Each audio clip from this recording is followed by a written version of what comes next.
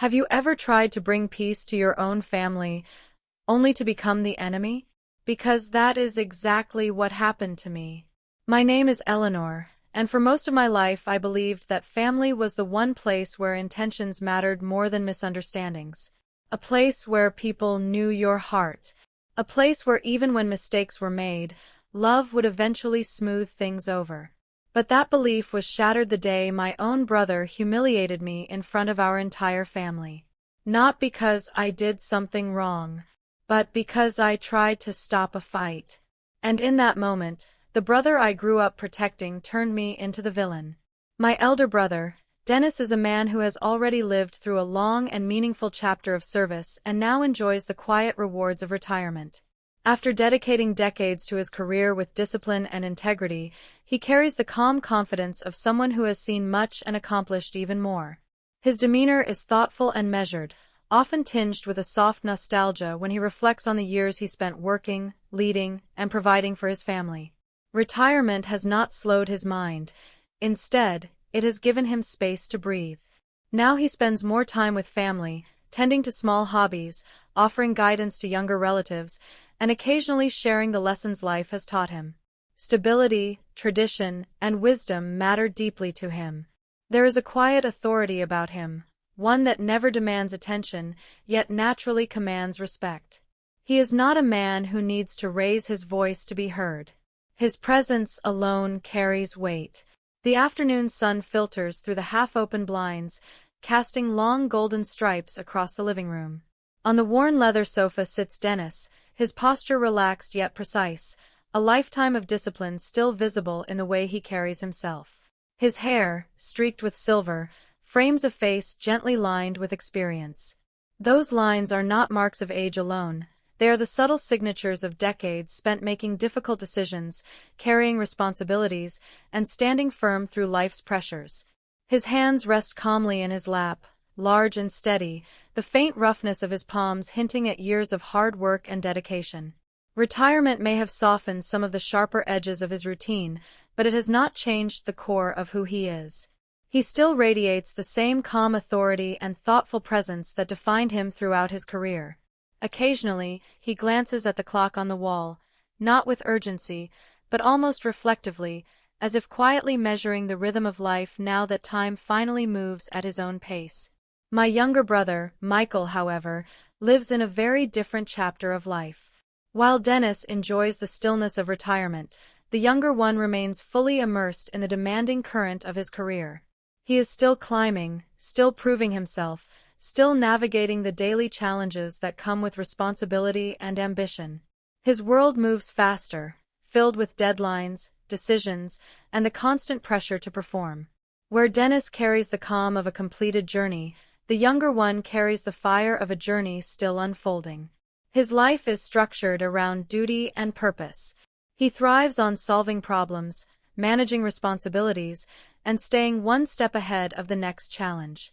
There is an intensity in him, a sharp focus that comes from being actively engaged in work and family life. Every day presents new obstacles to overcome, and he meets them with resilience and determination. He lives more in the present moment, energized by the momentum of action. His schedule is full, his thoughts always moving toward the next task, the next responsibility, the next goal to achieve. In contrast to the quiet stillness of Dennis on the sofa, Michael stands near the window, partially silhouetted by the warm afternoon light. The sunlight outlines his figure as he reviews a stack of documents in his hands, occasionally jotting down notes before glancing at his phone to check incoming messages from work. His movements carry a purposeful urgency. There is a subtle tension in his shoulders, a reminder that life in active service rarely slows down. Responsibilities wait for no one, and he knows it.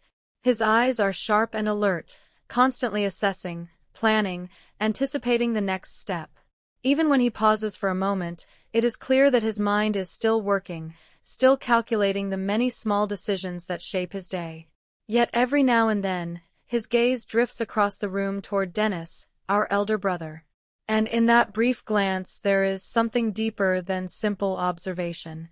There is respect. There is admiration. Perhaps even a quiet curiosity about what it must feel like to reach that stage of life where the long race has already been run. The gentle rivalry that exists between brothers is there too, though softened by affection and shared history. Both of them grew up under the watchful guidance of our late father, a man whose expectations shaped the character of his sons. Each of them, in his own way, carries the weight of that legacy. For Michael, that legacy is still something he is striving toward. For Dennis, it is something he has already honored. Across the room, the contrast between the two men is striking.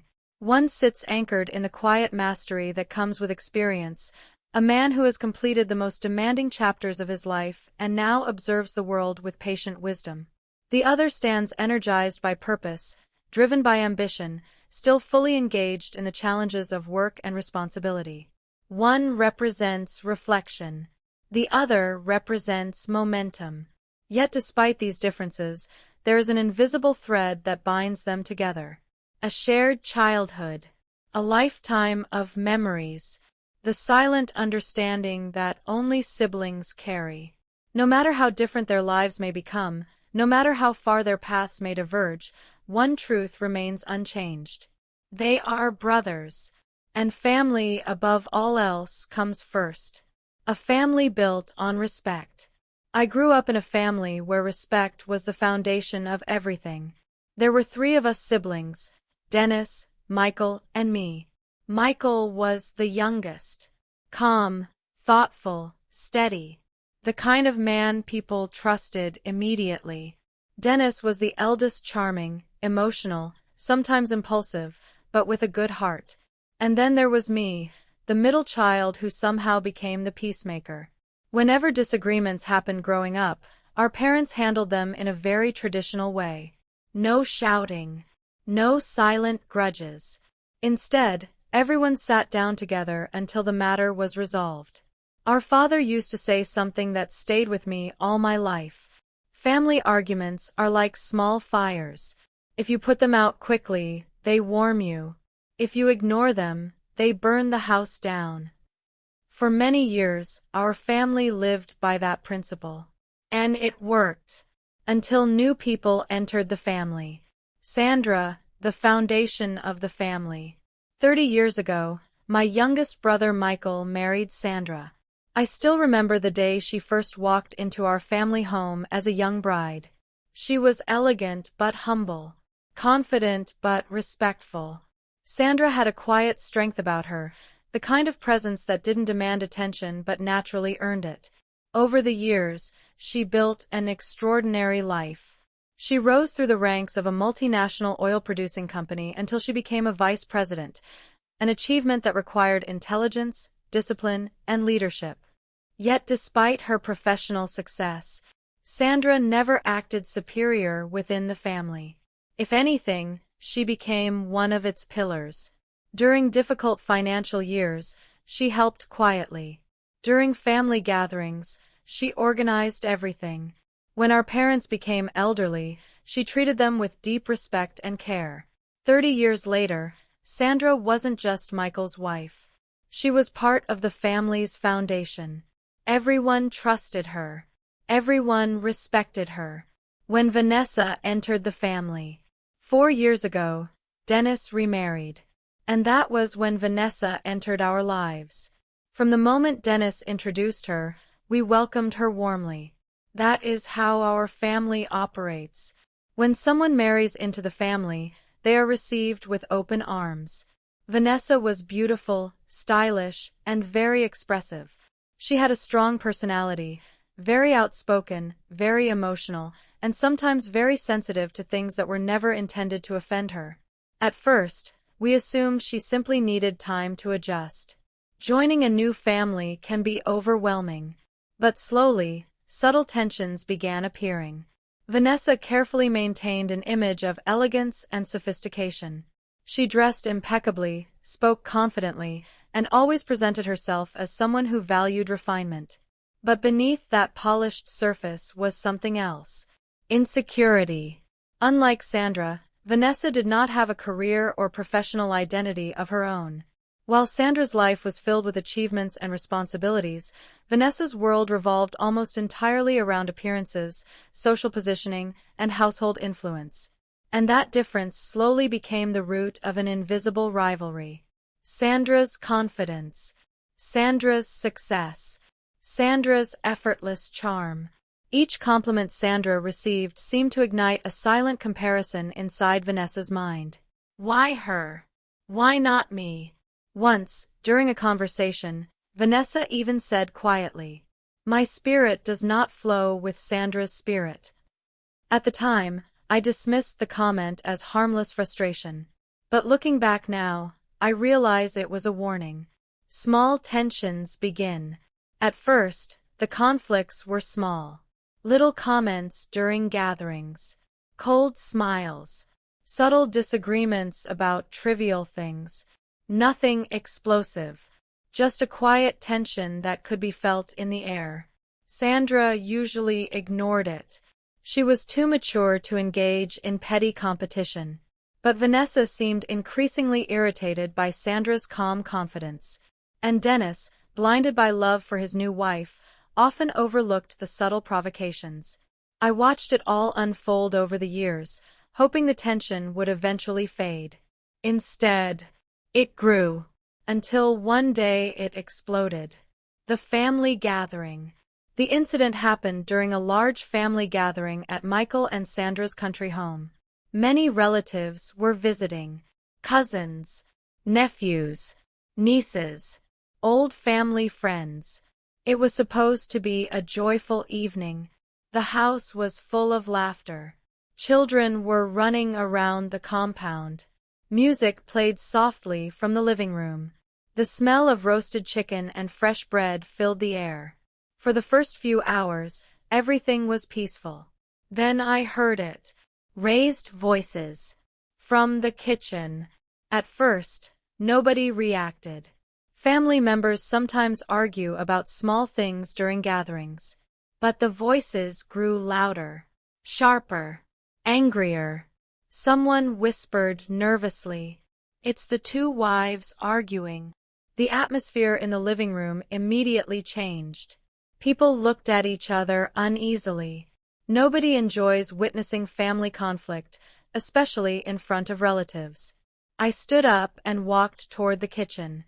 The argument. When I reached the doorway, I froze. Sandra stood near the counter, holding a tray of drinks. Her arms were crossed and her expression was tense. Across from her stood Vanessa, her face flushed with anger. Her finger was pointed accusingly.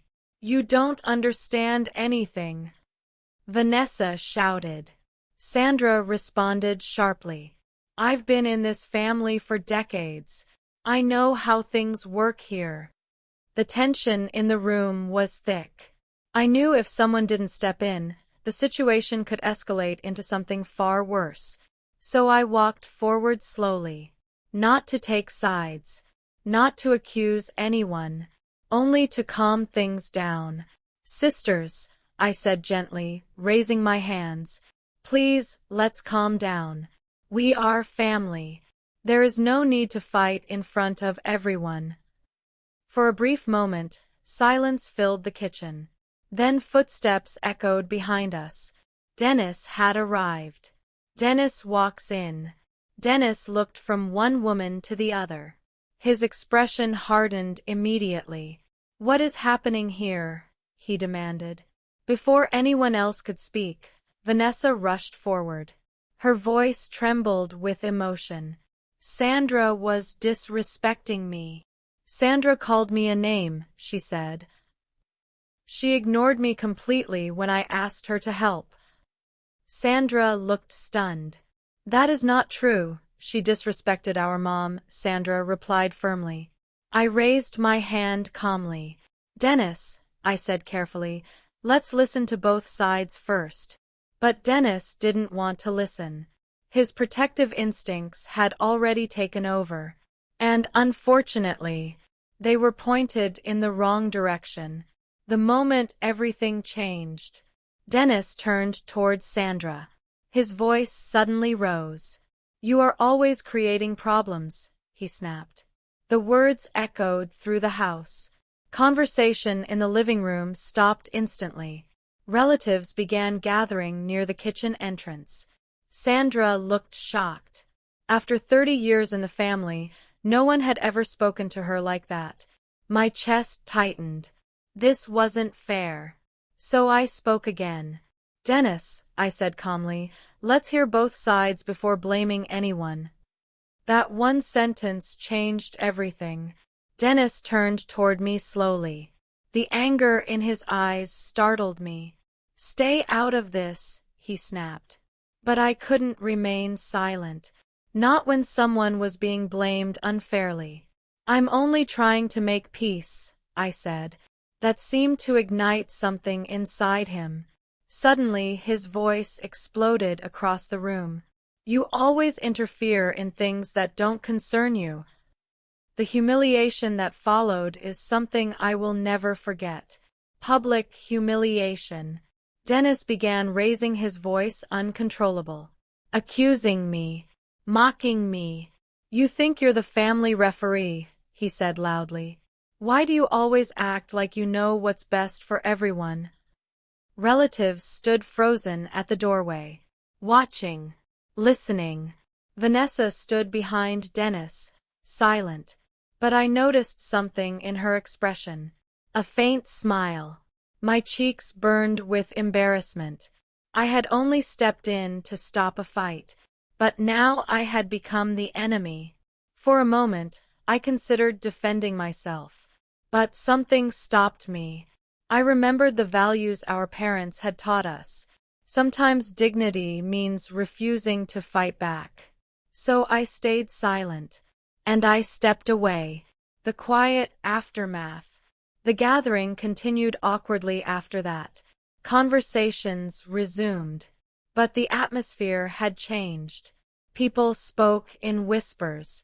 I kept my distance for the rest of the evening. Sandra approached me quietly once. Thank you, she said softly. Her eyes were tired. I know you were trying to help. I simply nodded. But inside, my heart was heavy. I had never felt so humiliated in my life. And worst of all, it came from my own brother, Dennis, the unexpected witness. Later that evening, as guests began leaving, my cousin Esther approached me privately. She looked hesitant. Eleanor, she said quietly, can I talk to you for a moment? We stepped outside onto the veranda. The night air was cool. Esther lowered her voice. I saw everything, she said. My heart skipped. Everything. She nodded. I was in the hallway before the argument started. What happened? I asked. Esther took a deep breath. Vanessa started it. The truth. According to Esther, the conflict began very differently from what Dennis believed. Vanessa had entered the kitchen while Sandra was preparing drinks. She began criticizing how things were being organized for the gathering. At first, Sandra ignored the comments. But Vanessa continued. Small insults disguised as suggestions. Then came the final remark. You may have been here 30 years, Vanessa said, but times have changed. Maybe you should let younger people handle things. That was when Sandra finally responded. And the argument began. By the time Dennis walked in, he had only heard the last part. She called me name, but Vanessa did not say why she called her name. Mom, in trying to stop them, was disrespected by Vanessa, which infuriated Sandra. The part that made Sandra look like the aggressor. Quiet conversations. Over the next hour, Esther spoke discreetly with several other cousins who had witnessed parts of the argument. Each one confirmed the same story. Vanessa had provoked the situation. Slowly, the truth began spreading quietly among the relatives. No dramatic confrontation. No public accusations. Just quiet understanding. I remained calm. I didn't want to escalate the conflict further, but I knew eventually the truth would reach Dennis. The private conversation. The next afternoon, I decided to speak with Vanessa privately. She was sitting in the garden when I arrived. Her posture stiffened when she saw me. "I think we should talk," I said gently. She crossed her arms defensively. "About what?" "About yesterday. Dennis has blocked everyone's phone lines." Her eyes narrowed. "I did nothing wrong." I sat down calmly. "Several people saw how the argument started," I said quietly. Her expression changed slightly. "You provoked Sandra," I continued, "and Dennis misunderstood the situation." For a moment, she didn't speak. Then she looked down. "I didn't think it would get that big," she murmured. I studied her carefully. "Vanessa," I said softly, "families survive on trust. If we let jealousy divide us, everyone loses." Her shoulders sagged. For the first time, she looked vulnerable. "I just feel like I'm always being compared to her," she admitted. I nodded. "That comparison exists only in your mind." The reckoning. That evening, Dennis came to see me. His expression was different from the day before. Less angry, more uncertain. "I heard something today," he said slowly. I remained silent. "Several cousins told me how the argument really started." He sighed heavily. "I should have listened before shouting." For a moment, neither of us spoke. Then Dennis said something I never expected. "I'm sorry." The apology. The following weekend, our family gathered again. This time the atmosphere was cautious. Dennis stood up during dinner. He cleared his throat nervously. "I owe Eleanor an apology," he said. The room fell silent. "I humiliated her last week when she was only trying to help." He turned toward me. "I'm sorry, sister." Vanessa also stood. She looked embarrassed. "I provoked the argument," she admitted quietly. Sandra smiled gently. "It's time we move forward," she said. "The lesson I learned." The tension slowly dissolved. Conversations resumed. Laughter returned. But something inside me had changed. Because that experience taught me something important. Sometimes the person who tries to stop a war becomes the first casualty of it. But the truth has a way of revealing itself eventually. And when it does, silence becomes louder than accusations. That day my brother, Dennis, learned a lesson about listening before judging. And I learned something too. Peace is not always appreciated in the moment, but it is always worth protecting, even when it costs you your pride. At the end, it was revealed that several cousins witnessed the real cause of the conflict. My senior brother's wife provoked the argument intentionally. The truth spreads through the family. My brother eventually realizes he publicly humiliated the only person trying to make peace. That day my brother turned me into the villain. But when the truth finally came out, everyone in the family saw who had really been trying to protect the peace. He humiliated me, my own brother. When I tried to help, the truth came out, and he became ashamed.